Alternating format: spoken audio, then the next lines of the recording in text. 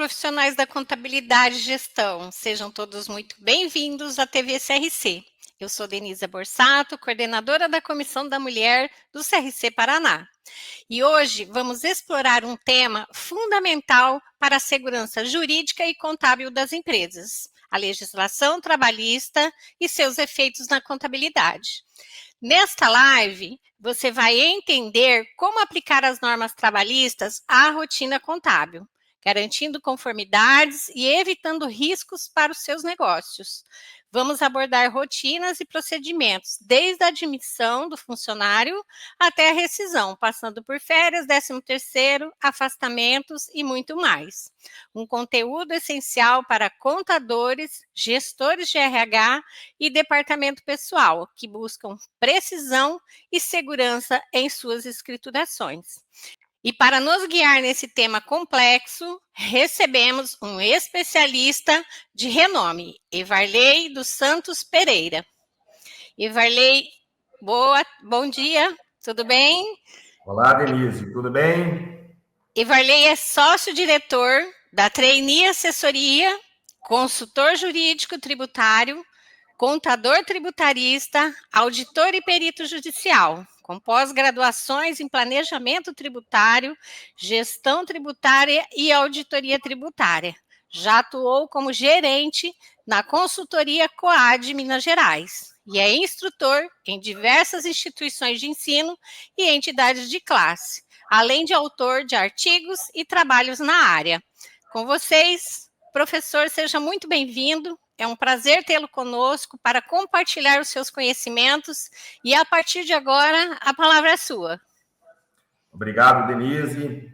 É um prazer estar novamente com vocês, contabilistas do CRC Paraná e Brasil, logicamente, e poder enfocar com vocês um tema de grande relevância, que é a aplicação da legislação trabalhista com o seu efeito contábil.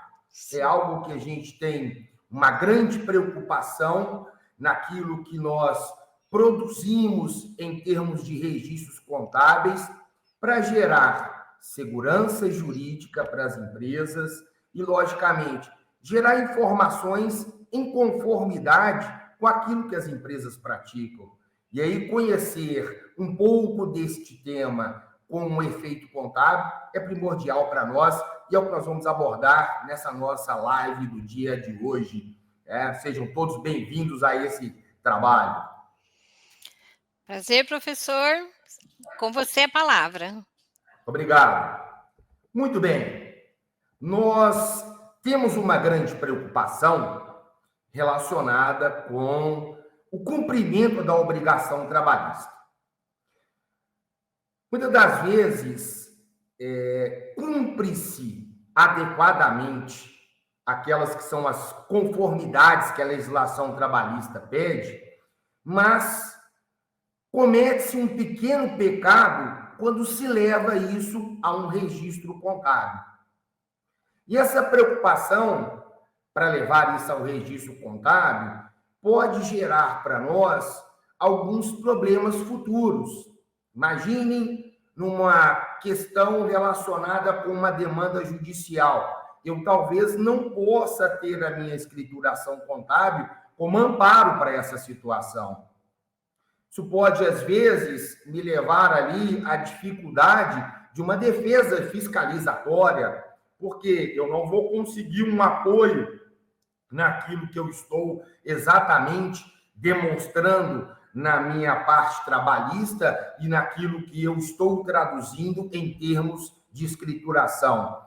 Eu costumo sempre dizer nos trabalhos que nós fazemos no dia a dia sobre essa questão, do seguinte, é como se aquilo que eu cumpro na parte trabalhista é o que eu falo, e na minha parte contábil eu escrevo o que eu falo.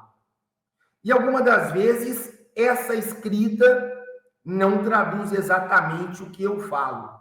Nós precisamos ter uma conformidade com essa situação e é o que nós queremos abordar aqui, iniciando com uma parte primordial para nós, que é quando nós contratamos as pessoas. E aí nós temos uma diversidade de pessoas que contratamos, né? Podemos falar de um empregado, podemos falar de uma pessoa que eu vou contratar autonomamente, podemos falar dentro do grupo dos empregados a obrigação do deficiente, a contratação ali da obrigação do aprendiz, ou podemos falar na figura do estagiário. Então, vamos navegar um pouco aqui sobre essas questões. Como a própria CLT observa, né, um empregado é aquela pessoa que vai prestar serviço para mim de uma forma não eventual, ou seja, estará executando atividades para mim mediante uma habitualidade, né, mediante a dependência da minha pessoa, ou seja, ele não tem autonomia de desenvolvimento de atividades, eu determino e disponho o que deve ser feito, tá? Mediante uma retribuição salarial e, logicamente, contando com toda a condição de subordinação. A legislação, de acordo com a reforma trabalhista ocorrida em 2017, trouxe para nós a possibilidade de contratarmos alguém autonomamente, sem termos aí riscos relacionados com uma vinculação empregatícia, desde que, logicamente, sua contratação ocorra nesses moldes. Falamos de um autônomo, aquela pessoa que presta um trabalho para nós de natureza eventual. Pede a nossa lei de terceirizações que exista sempre contrato formalizado, escrito, não tácito. Esse autônomo, ele pode executar atividade para mim com exclusividade, trabalha apenas para mim, ou não. Aonde ele não tem uma remuneração garantida, ele é retribuído por aquilo que ele executar. E mais importante, ele não é como empregado, ele concorre com os riscos da atividade que ele está executando. Ou seja, se ele, porventura, executa mal feito, ele é uma pessoa que tem que refazer para mim, sem ser retribuído para isso. Se ele, porventura, executa de forma inadequada e me gera um dano, ele pode ser responsável por me retribuir por esse dano causado, o que não ocorre com o empregado. Preciso separar, porque ao elaborar folha e registrar, eu preciso identificar as pessoas. Muito comum, antecipando um pouco da nossa parte final, né, da nossa live, nos meus trabalhos de auditoria, é muito comum você verificar que lançaram um autônomo na folha, mas a hora que você vê o registro contábil, aonde que está lançada a remuneração dele? Está lançado na conta de salários e remunerações, onde lança o empregado.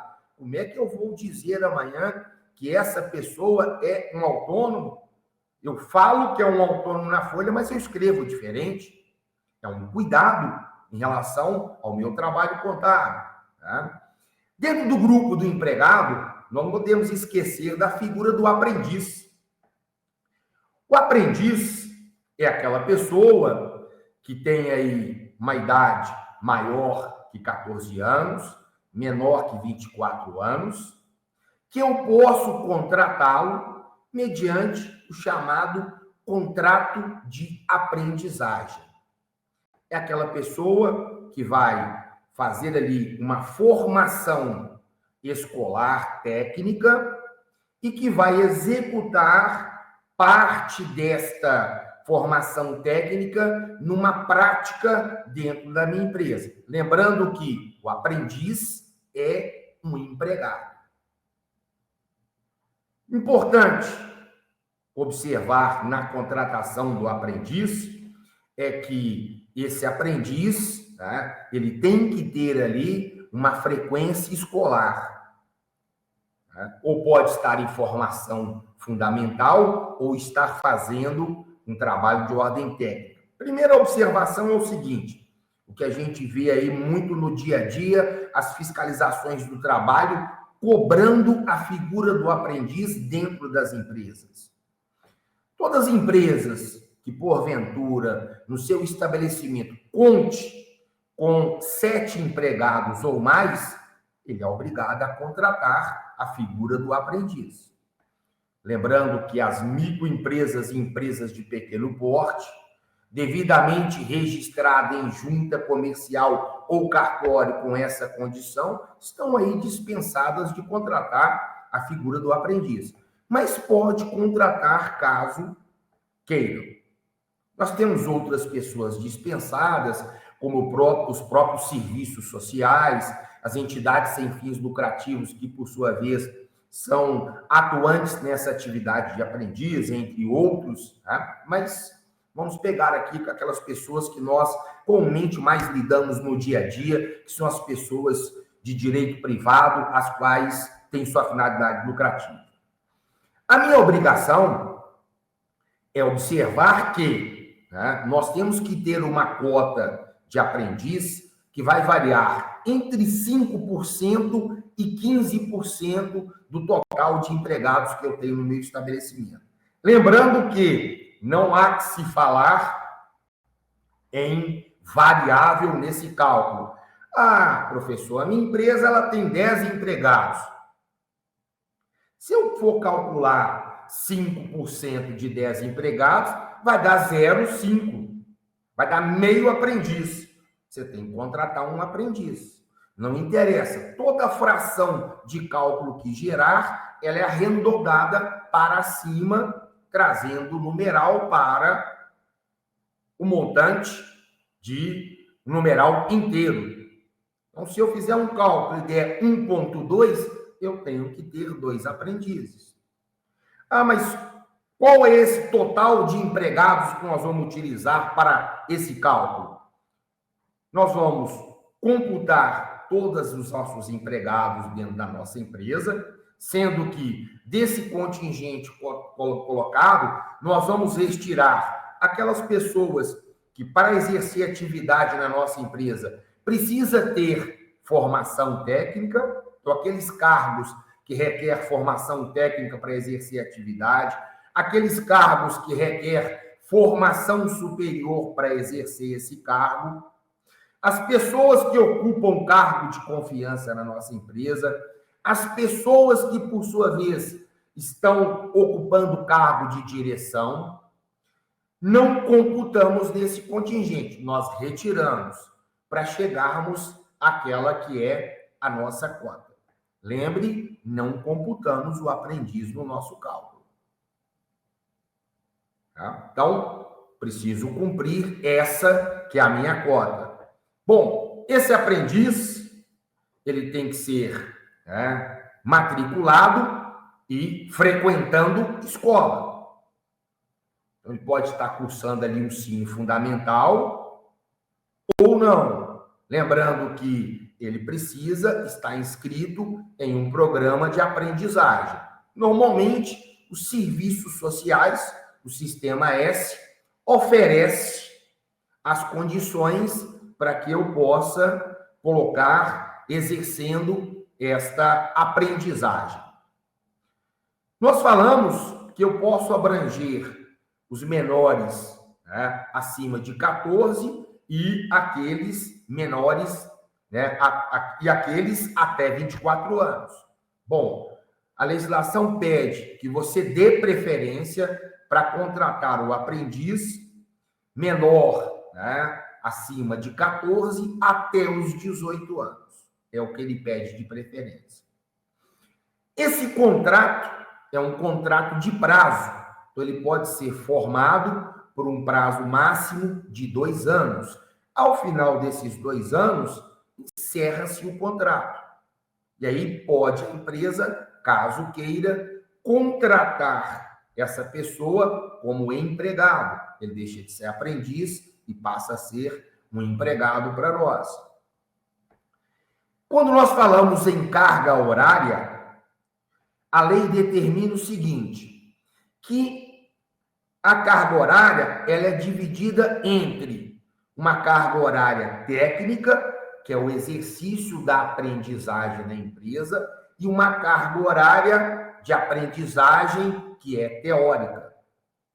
E aí ele determina, olha, a carga técnica, ela tem que ser, no mínimo, 20% e, no máximo, 50% do programa de aprendizagem, das horas de aprendizagem. Então, eu preciso observar essa condição, observando ainda que isso não pode ser superior a 6 horas diárias. 6 horas diárias, nós estamos computando o tempo que ele está fazendo a hora teórica dele e o tempo que ele está fazendo a hora técnica dele. Ele tem que exercer atividade todos os dias? Não, ele pode ter um dia completo de hora teórica, depois um dia completo de hora técnica. Isso vai depender do programa de aprendizagem que nós estamos colocando. Ele pode, por exemplo, fazer 3 horas teóricas todos os dias e 3 horas de aprendizagem na empresa. Observar, né? 6 horas. Ele pode fazer 2 horas de teoria e 4 horas técnicas? Não. A hora técnica, que é a aprendizagem na empresa, é no máximo 50% das horas do programa de aprendizagem. Se o programa de aprendizagem tem uma carga horária máxima de 6 horas, ele só pode ter, no máximo, 50% disso técnico na empresa. Falamos isso pelo cuidado da gente não cometer o risco de descumprir as normas relacionadas com a aprendizagem e amanhã se tornar para nós um problema relacionado com a figura de ser um empregado. Aí eu vou ter um problema porque eu descumpri norma de aprendizagem. Vamos dizer o seguinte: olha, você vai ter que ter ali o tratamento dele como um empregado. E aí, logicamente, qual que é o maior problema para mim dentro disso aqui? Vejo o maior deles é o fundo de garantia, porque quando eu contrato um aprendiz, o meu fundo de garantia que eu recolho para ele é de 2% e não de 8%. As demais condições são tratadas na normalidade de um empregado. Cumpra as normas de medicina e segurança do trabalho, cumpra as condições relacionadas com 13º, com férias, não vai fazer diferença. Remuneração dele, é garantido a ele, né, o salário mínimo hora. Então, nós vamos proporcionalizar a remuneração dele, no mínimo, o salário mínimo, ele vai ganhar no mínimo, ele vai ser remunerado no mínimo, aquela hora mínima do salário mínimo. Dentro do que nós citamos, um grande cuidado para nós não cometermos falha que pode descaracterizar o contrato de aprendizagem. Qual situação? Muito comum as empresas, para facilitar a sua contratação, se dirigem, por exemplo, a entidades sem fins lucrativos que oferecem essas pessoas como aprendizes, e eu remunero essa entidade. Bom, observe se essa entidade ela é inscrita no Conselho Nacional de Aprendizagem, no CNAP. Ela tem a obrigação de estar inscrita ali para isso. Outra preocupação é uma distorção entre o que ele faz tecnicamente na minha empresa com o que ele estaria executando na sua formação. Por exemplo, eu pego lá um aprendiz, o aprendiz ele está lá fazendo, por exemplo, um curso técnico de alimentos. Eu sou uma cozinha industrial, vou lá, contrato um aprendiz que está cursando um curso técnico de alimentos, por exemplo, lá no Senai, mas o que ele faz na minha empresa é trabalhar no arquivo, arquivando documentos. Isso vai descaracterizar o nosso contrato de aprendizagem. Tá? Bom, outra figura, o nosso deficiente. Aquela pessoa que, por sua vez, né, possui ou de condição de longo prazo, ou porventura numa forma vitalícia, ela tem ali uma deficiência de modo físico, intelectual, mental, né, o que dificulta ele o acesso pleno nas suas atividades perante a sociedade. Nossa legislação faz a exigência. Empresa com mais de 100 empregados está obrigada a ter de 2 a 5% do contingente de empregados em pessoas portadoras de necessidades especiais. Esse contingente estabelecido, se a minha empresa tem de 100 a 200 empregados, 2% desse contingente tem que ser deficientes, de 201 a 500, 3%, 501 a 1.000, 4%, mais de 1.000 empregados, estamos falando em 5%. Tratativa aqui é na normalidade de um empregado para a nossa empresa. Uma outra pessoa que podemos contratar é o estagiário. Também é outro que nós devemos ter um grande cuidado para não distorcer a figura do estagiário em relação a um empregado. Porque muitas vezes a gente vê pessoas que querem contratar um empregado, mas para baratear o seu custo, contrata um estagiário, que não é a realidade. Então, o estagiário, ele é um estudante, tem que estar matriculado, cursando, pessoa com a idade a partir de 16 anos, tá? O qual nós vamos fazer o seguinte, nós vamos contratá-lo para ele exercer profissionalmente aquilo que ele está cursando. Tá? Nós falamos que o estágio é um ato educativo, ou seja, eu vou complementar aquele que é o estudo, supervisionando essa pessoa dentro do meu ambiente de trabalho. Importante, não importa se essa pessoa está gestante ou não, isso é indiferente para nós.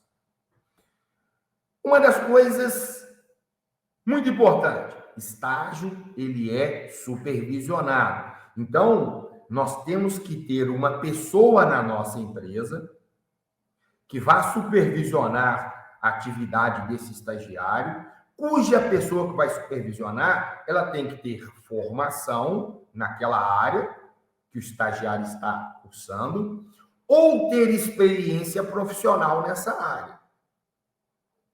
Às vezes, a gente vê distorções, a pessoa tem lá uma empresa comercial, contrata um estagiário cursando direito, mas como é que essa pessoa vai fazer esse trabalho se eu não tenho uma pessoa para supervisioná-lo na empresa, que é do quadro funcional da empresa, um advogado?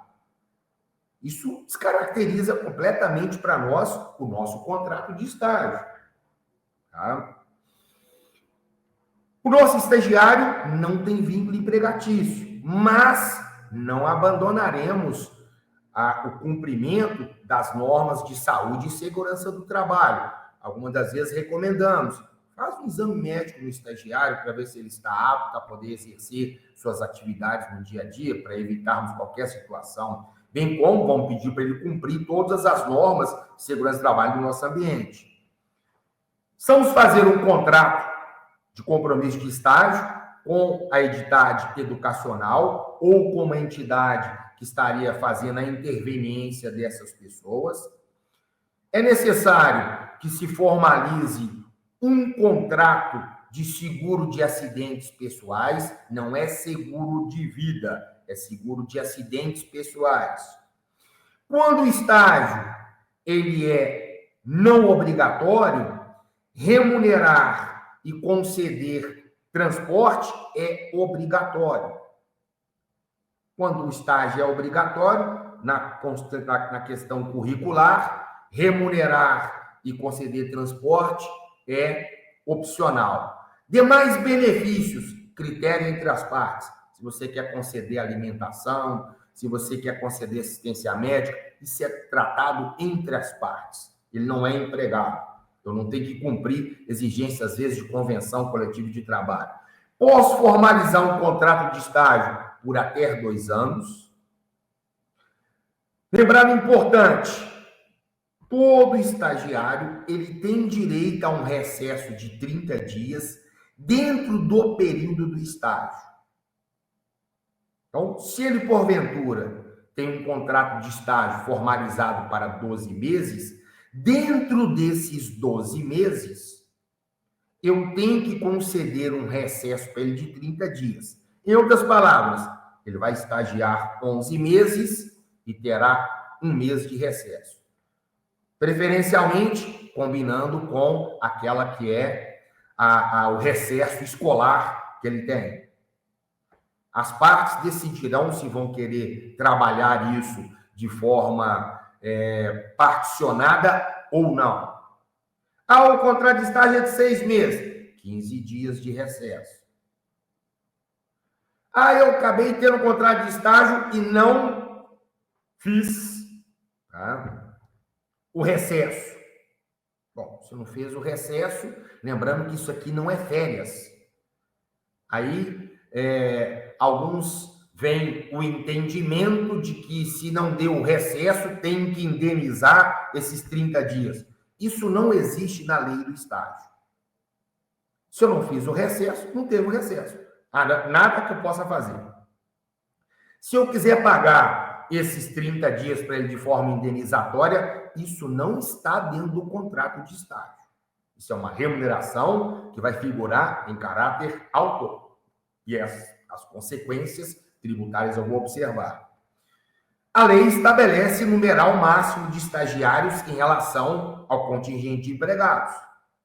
Então, se a minha empresa tem de 1 a 5 empregados, é um estagiário. De 6 a 10, 2 estagiários. De 11 a 25, 5.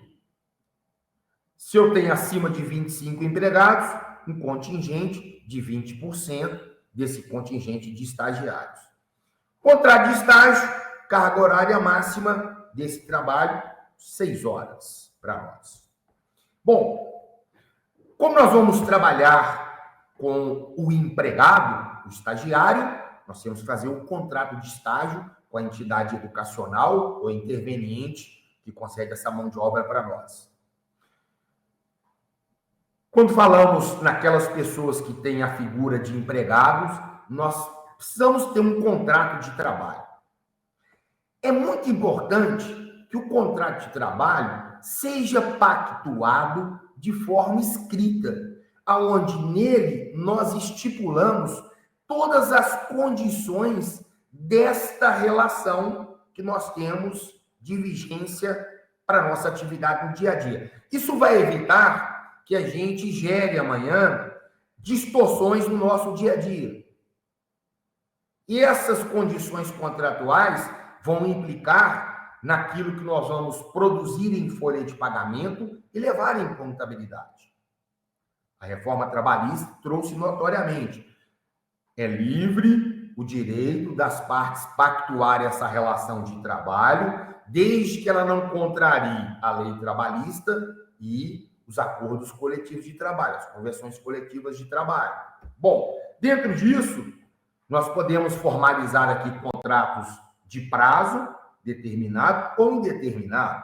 Quando falamos em contrato de prazo determinado, nós temos o contrato de experiência, com aquela vigência máxima de 90 dias, contrato de obra certa, contrato de safra, o qual nós podemos formalizar por até 2 anos, com uma figura nossa que acabamos de falar sobre o aprendiz.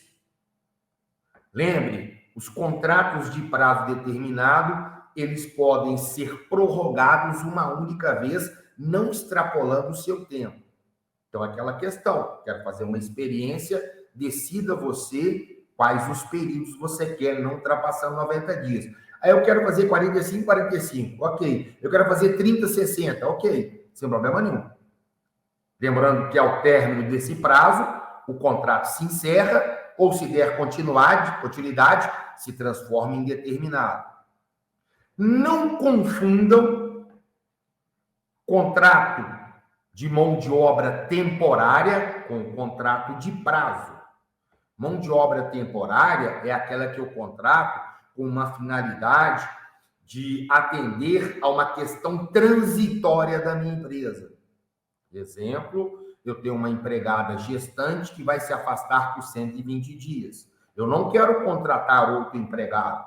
Eu quero contratar o empregado temporariamente. Então, não é um contrato de prazo determinado. É apenas uma pessoa contratada para cumprir aquela questão de natureza transitória que a minha empresa tem para cumprir esse aspecto. Bom, esse contrato deve observar a sua jornada. Observamos aí que a legislação prevê que uma jornada diária ela não deve exceder a 10 horas.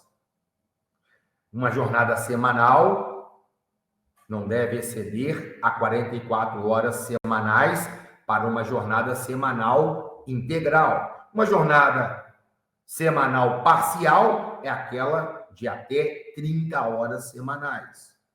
Como é que nós vamos distribuir essa carga horária? Vai ficar a critério das partes. Lembrando que é necessário que exista dentro dessa jornada semanal de 7 dias, um dia que é o descanso semanal remunerado. Então, você decidirá com a pessoa se nós vamos distribuir essa jornada semanal em 6 dias, 5 dias, 4 dias, observando a jornada diária máxima. Há questões, por exemplo, de empresas que optam para o seguinte: eu quero uma semana de 44 horas semanais distribuída em 5 dias. Ok, jornada de 8 horas e 48. Ah, não, eu quero trabalhar diferente.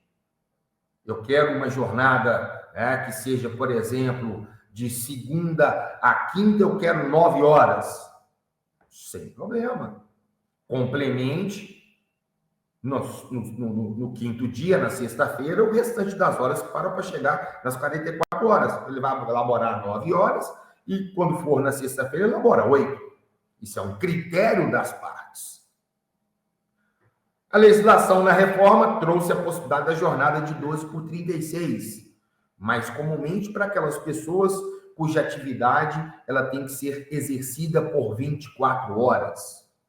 É aquela jornada a qual eu laboro 12 horas e tenho 36 horas de descanso. Observe obrigatoriamente, dentro dessa jornada, os nossos intervalos que nós temos. Existe para nós, por exemplo, o intervalo para descanso. É aquele intervalo que a legislação determina em função do que eu exerço dentro da minha jornada. Por exemplo, se você pegar ali um digitador, o que a lei estabelece?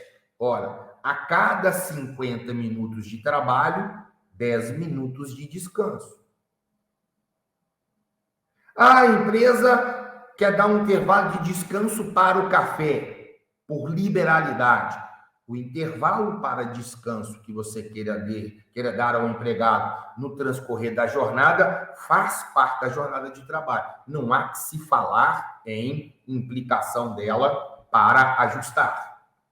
Tá? Lembramos, nós temos o descanso, que nós chamamos do descanso entre jornadas. Se a minha atividade a ser exercida é superior a 60 minutos, a 6 horas, tá? Nós temos que conceder um intervalo. Se a jornada supera 4 horas a 6 horas diárias, 15 minutos de descanso entre jornadas. Se a jornada supera 6 horas, aquele famoso intervalo para a nossa refeição, que pode ser de 30 minutos a 2 horas. Observe que essa jornada tem que ter um descanso intra-jornada, que é o descanso de uma jornada para outra. Então, a hora que eu encerro minha jornada da segunda-feira, para retornar e iniciar minha jornada da terça, devemos ter aí um intervalo de 11 horas entre essas jornadas. Observe o descanso semanal obrigatório de 24 horas. Então, na minha semana de trabalho, eu preciso ter um dia de descanso, preferencialmente coincidente com o domingo. Talvez não coincida do domingo, porque a minha empresa trabalha 7 dias na semana, isso vai ser trabalhado numa condição de um descanso que vai ser feito um rodízio, uma escala de revezamento, em que eu vou ter descanso talvez em dias diferenciados, mas vai haver alguma determinação de que no espaço de X semanas, esse descanso tem que coincidir com o domingo. Observe nessa jornada se ela é exercida em evento noturno, né, o qual vai obrigar aí ao pagamento daquele adicional da hora noturna. Lembrando que a nossa hora noturna para o nosso trabalho urbano é das 22 às 5 da manhã. Lembrando que a hora ela é reduzida, ela representa 52 minutos e 30 segundos. Na área rural, nós temos horário diferenciado. Se for um trabalho que eu execute em lavoura, a hora noturna é de 21 às 5. No caso de pecuária, das 20 às 4. Lembrando que quando a hora noturna é na área rural, o adicional que nós acrescemos a ela é 25%. Nossa jornada de trabalho pode ser prorrogada, a chamada hora extraordinária, o qual me permite prorrogar observando aquele máximo diário, ou seja, se a minha jornada diária ela é de 8 horas e 48, pode haver uma prorrogação para chegar até 10 horas, mais 1 hora e 12.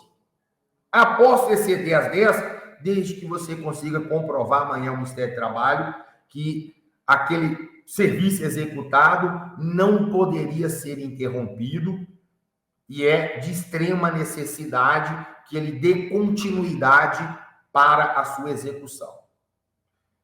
Observemos que há pessoas que são portadoras pela profissão de uma jornada especial. Por exemplo, o fisioterapeuta e assessoristas, a jornada semanal é no máximo 36 horas.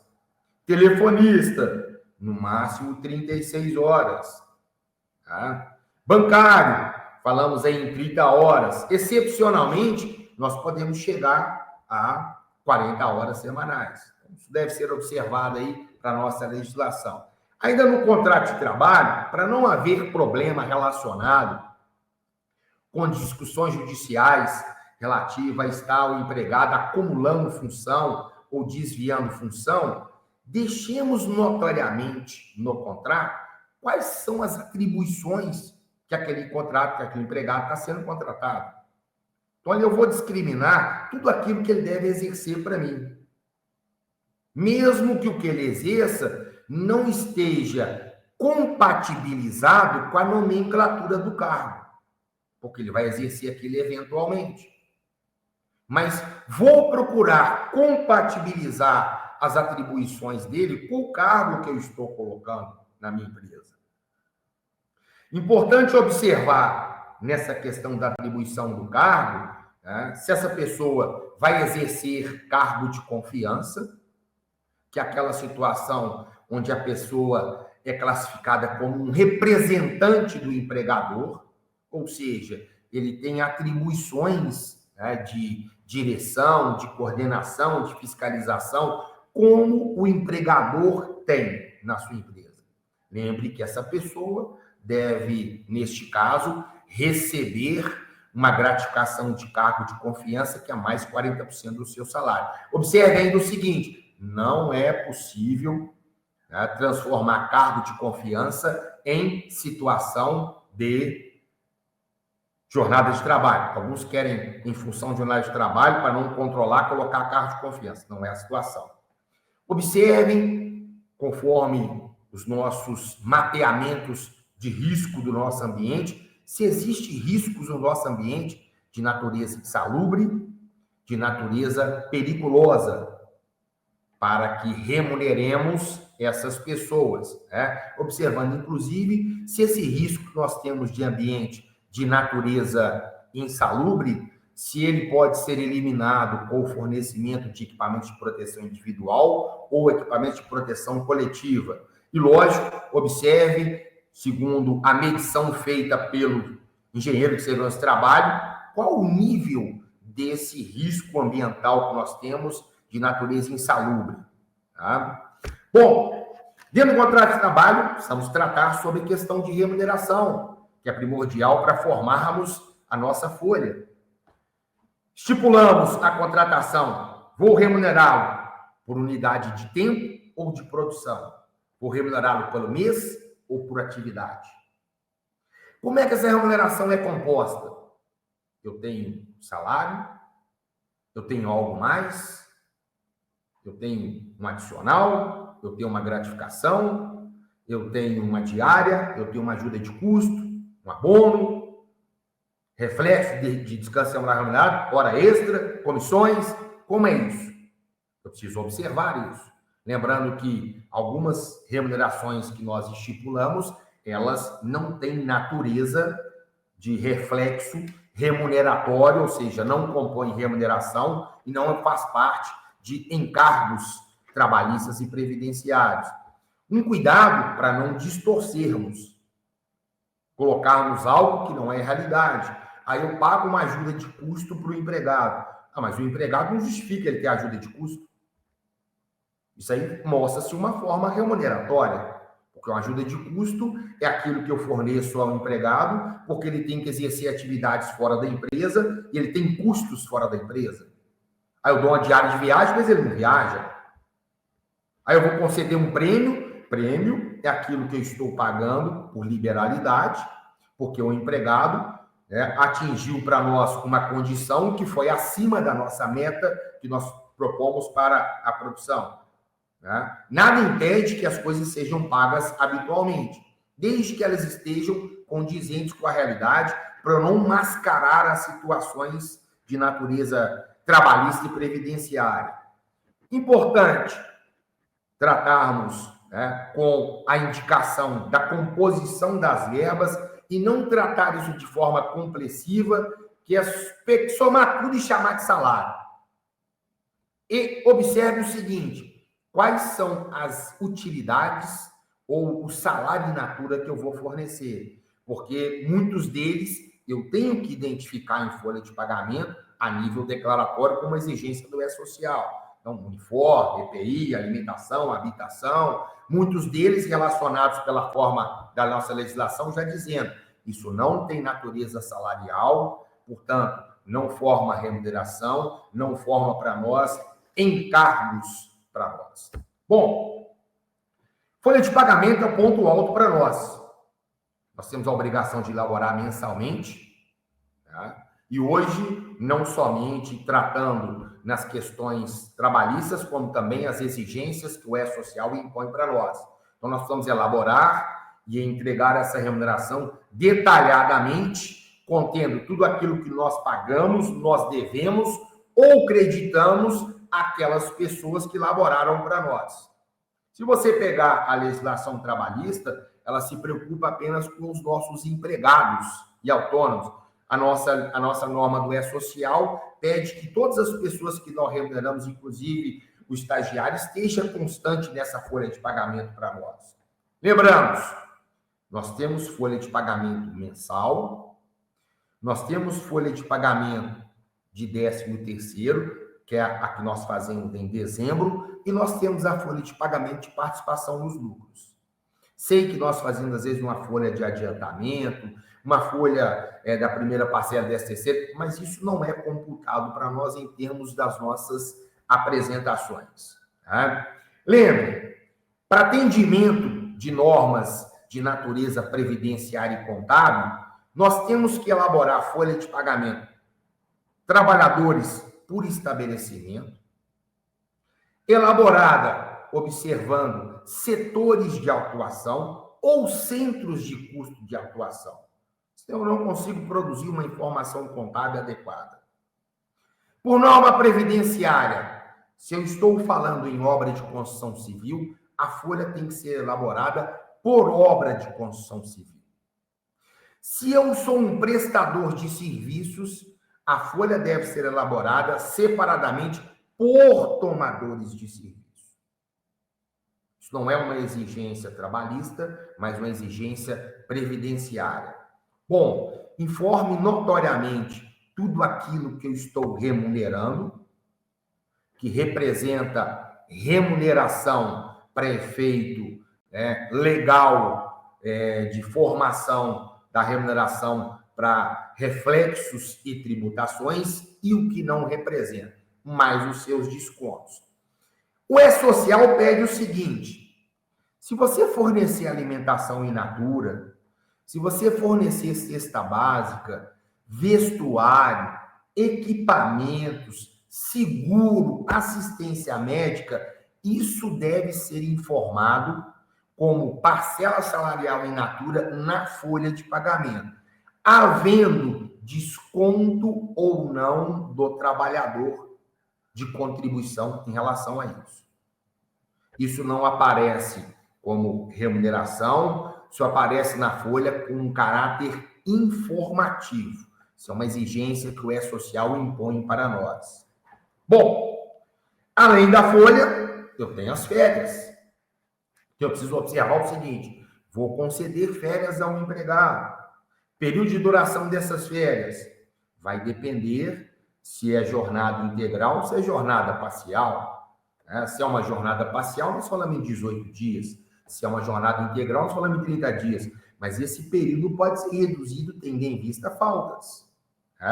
Por exemplo, se eu tiver no máximo 5 faltas, 30 dias de férias. Mas se eu tiver, por exemplo, 10 faltas, vão ser 24 dias.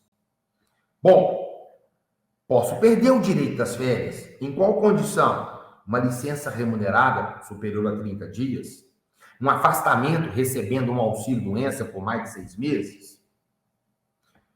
Minhas férias, eu vou concedê-la observando a aquisição do período aquisitivo.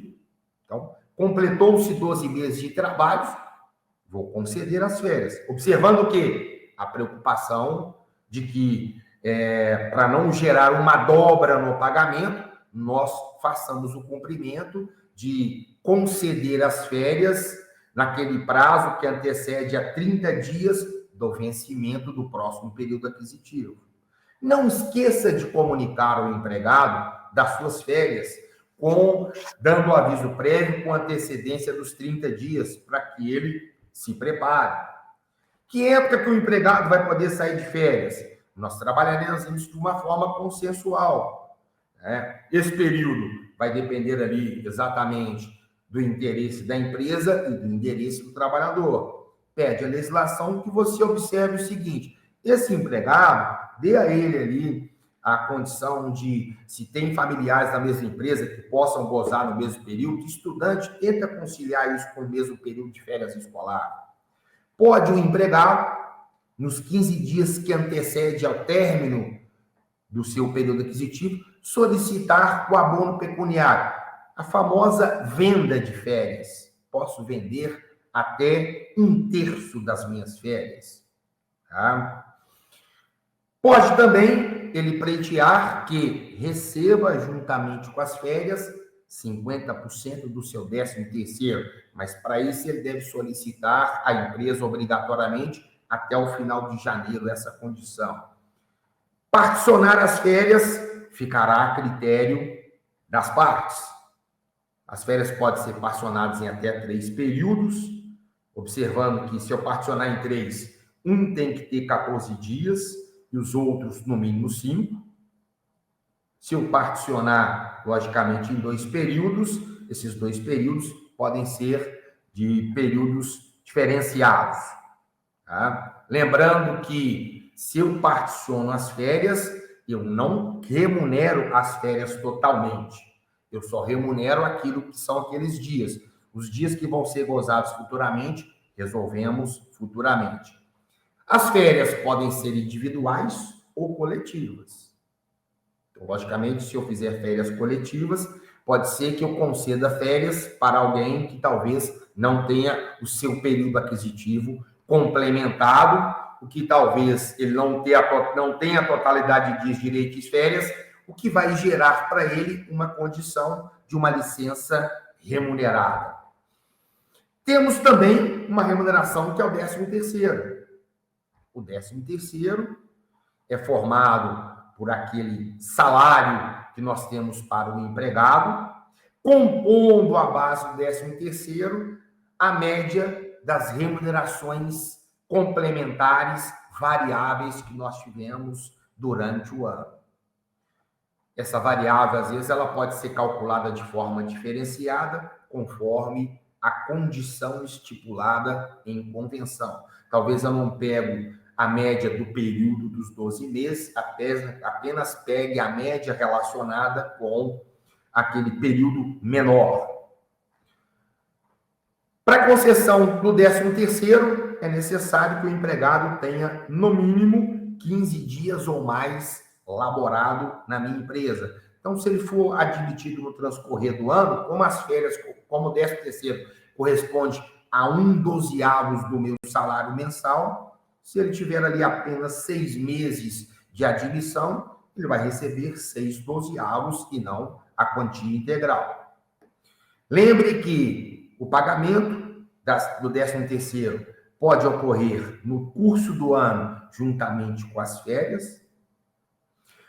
Posso pagá-lo de forma única, só que o pagamento tem que acontecer até 30 de novembro, ou pagar na forma da legislação em 2 parcelas, novembro e dezembro. Lembrando que pessoas que têm remunerações variáveis, como às vezes o meu cálculo da variável que eu faço, ela às vezes não abrange o mês de dezembro, pela data que eu tenho que fechar a folha, pode ser que eu tenha que fazer uma folha complementar do 13º pelas variáveis de dezembro. E talvez completar remuneração a ser paga em janeiro, ou talvez restituição por parte do trabalhador, porque eu remunerei para mais. Bom, tudo isso que nós falamos, nós queremos levar para um registro contábil adequado. De forma que, como nós colocamos aqui, eu quero evitar riscos, traduzir transparência das nossas relações trabalhistas com essas pessoas, seja o autônomo, o aprendiz, o estagiário, e, por sua vez, uma segurança jurídica para que isso possa ser levado e apresentado para terceiras pessoas. E aí, dentro disso, qual que é a nossa preocupação? Vamos pegar cada uma das pessoas e vamos qualificá-los na nossa contabilidade em rúbricas remuneratórias condizentes. Ora, se eu tenho um autônomo, ele não pode ficar classificado em salários e remunerações, porque ali eu estou classificando empregados. Eu preciso classificá-lo numa outra rúbrica. Posso chamar de remunerações a pessoas físicas, autônomos, para isso deixar notório. Eu não vou pegar o estagiário que vou remunerar uma bolsa e vou classificá-lo contabilmente em salários e remunerações, porque não é. Vou colocar numa rúbrica que represente adequadamente uma bolsa e estágio. Isso vai permitir eu demonstrar e colocar com transparência as relações contratuais que eu tenho, e não traduzir isso no local. Outra coisa, ao elaborar essa folha, vamos fazer essa folha adequadamente por setores, como pede a nossa norma, porque isso vai permitir que os leitores que vão usar a nossa escrituração contábil executada como instrumento gerencial vão conseguir classificar adequadamente o que é um custo, o que é uma despesa, vão formar adequadamente essas informações. Pode ser que, por exemplo, o gasto daquela mão de obra represente custeio para mim, cujo custeio pode ser que ele se torne um estoque e não um gasto daquele resultado de período. Então, setorizar é imprescindível para um registro de uma informação contábil adequada. Quem faz muita exigência para nós escritural é a norma previdenciária. A norma previdenciária ela diz o seguinte: ao escriturar uma folha de pagamento, escriture a folha de pagamento detalhando contabilmente cada uma das rúbricas remuneratórias. Então, se a minha folha de pagamento tem lá salário, hora extra, adicional noturno, gratificação, cada uma dessas rúbricas é representada por uma conta contábil. Porque eu preciso detalhar notoriamente quais são as remunerações que formam aquela remuneração de reflexos trabalhistas e previdenciários e tributários, e qual não reflete. Se eu lanço tudo em salários e remunerações, entende o legislador que tudo aquilo é representativo de base previdenciária, de reflexo, de imposto de renda. Eu não consigo traduzir isso. Lembre o que eu falei no início da nossa live. Observe se eu estou trabalhando com uma escrituração, escrevendo o que eu estou falando. E aí eu não estou escrevendo o que eu estou falando. Então, a norma previdenciária impõe essa exigência. Nós não vamos encontrar essa exigência na legislação trabalhista, na legislação tributária, mas a previdenciária faz. Além disso, a nossa norma previdenciária, ela nos coloca aqui numa exigência, tá, do seguinte: se eu executo obra, é necessário que cada obra que eu tenho represente um centro de custo da minha contabilidade. E eu lance a folha de pagamento dessa obra por centros de custos. Se eu tenho 2 obras, eu tenho 2 centros de custo na minha contabilidade, onde em cada um deles está a folha de pagamento separadamente. Isso para quê? Para atender normatização previdenciária. Isso aqui que nós estamos citando atinge aquela situação das empresas que executam obra de construção civil e precisam fazer aferição desta obra para obter a certidão de regularidade dessa obra. E aí, quando eu vou tirar essa certidão, muitas vezes ela indaga lá para mim o seguinte: sua empresa possui escrituração contábil regular? Aí eu sempre falo, escrituração contábil regular, para fins previdenciários, não é a existência da escrituração contábil da empresa, mas a escrituração contábil feita nos moldes da exigência previdenciária. Obra lançada por centro de custo, verbas remuneratórias discriminadas em contas separadas. Isso é uma contabilidade regular a nível previdenciário. E isso vai atender uma condição que evita que a empresa tenha que desembolsar valores, né, relacionados com complemento previdenciário. Bom, tudo isso, logicamente, quando nós trabalhamos uma escrituração, né, eu, contabilista, não trabalho uma escrituração para mim. Eu trabalho para atender a terceiros. Eu tenho que preocupar com esses terceiros.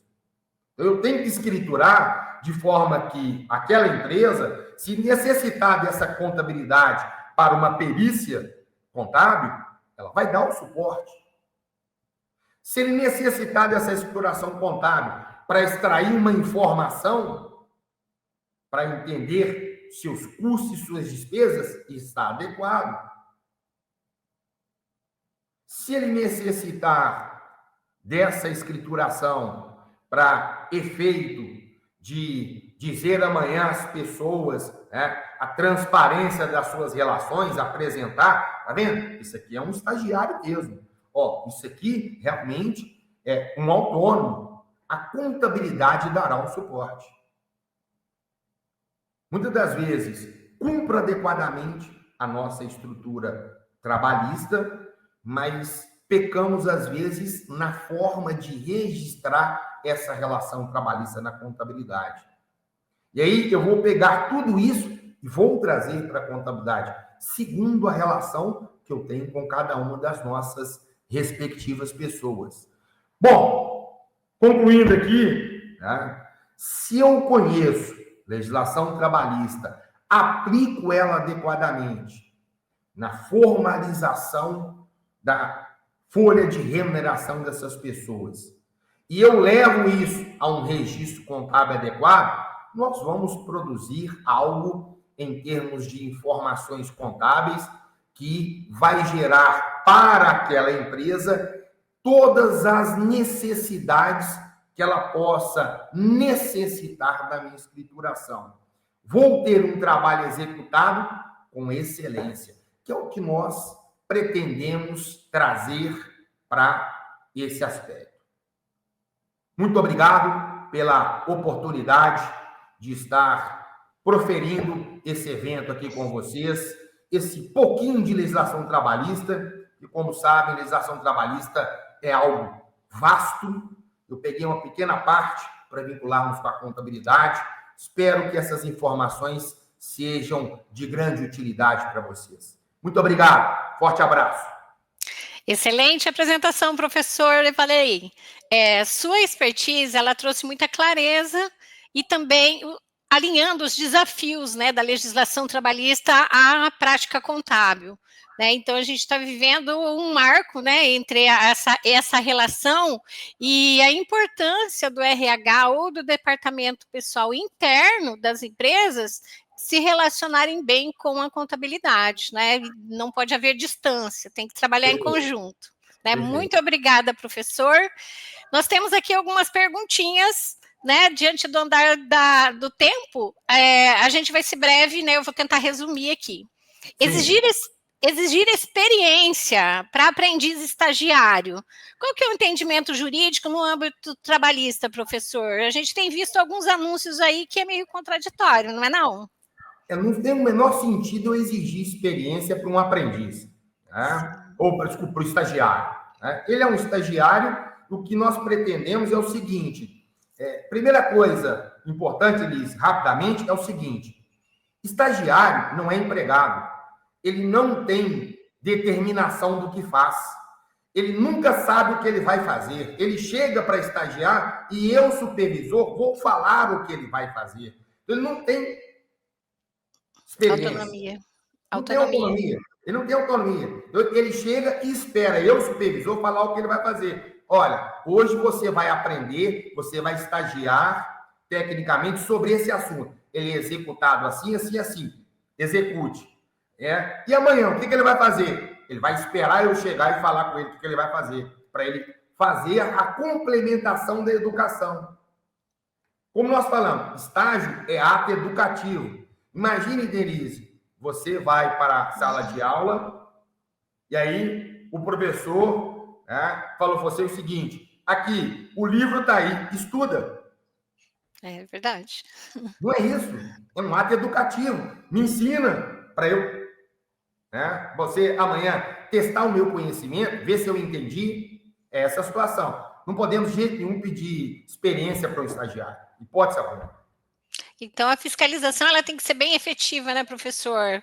A instituição de ensino alinhada com a instituição que administra a questão do estágio, né, juntamente com as empresas. Então, assim, a visitação ela teria que acontecer com mais frequência, tanto da instituição de ensino como da empresa que administra a questão do menor aprendiz ou do estagiário que seja. Exatamente. Né? Exatamente. Vamos para mais uma pergunta, professor. Nós estamos passando por uma escassez de mão de obra, né? Então, assim, hoje o jovem, ele prefere aquela remuneração que ele vai conseguir resultado financeiro com mais urgência, e as entidades, elas estão tendo dificuldade de conseguir, né, o menor aprendiz ou o estagiário, principalmente para a nossa área, né, a área de serviços, né? Então, a área que você tem mais... exigência em relação ao entendimento básico de matemática, né?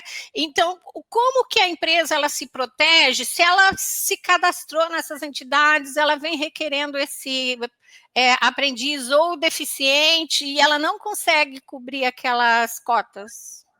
Bom, o que ela tem que fazer? O que nós temos?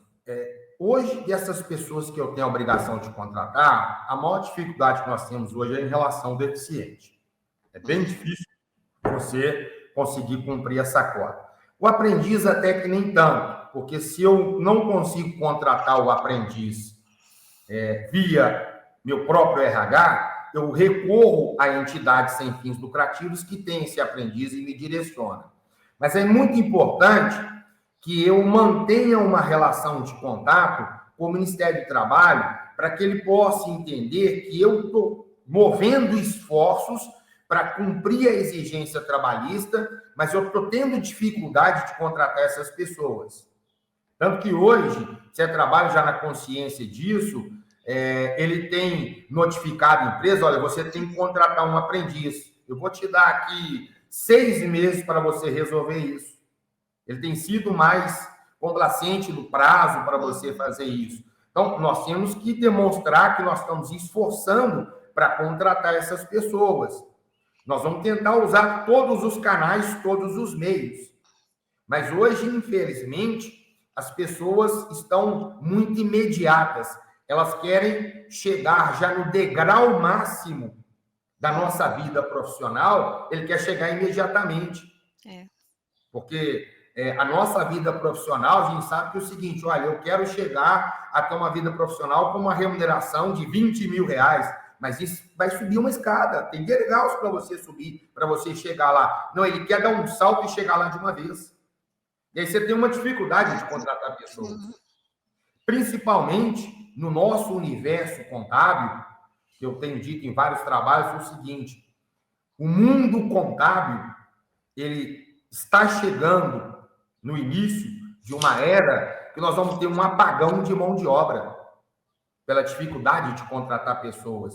Então, você tem hoje dificuldade para tratar um estagiário, um aprendiz numa empresa contábil, um profissional, mas eu tenho que cumprir metas. Então, o que eu recomendo é um contato com o Ministério do Trabalho, expondo que eu estou à busca, estou tentando essa situação. Infelizmente, eu não consigo absorver essa minha oferta no mercado, por mais que ela seja. Eu não posso também tentar repor alguém com uma remuneração absurda, porque eu vou gerar problemas internos na minha empresa. Tá? Então, a relação com o Ministério do Trabalho dessa situação é o mais importante aí. Ok, professor. Chegando já, né, encaminhando aí para o encerramento.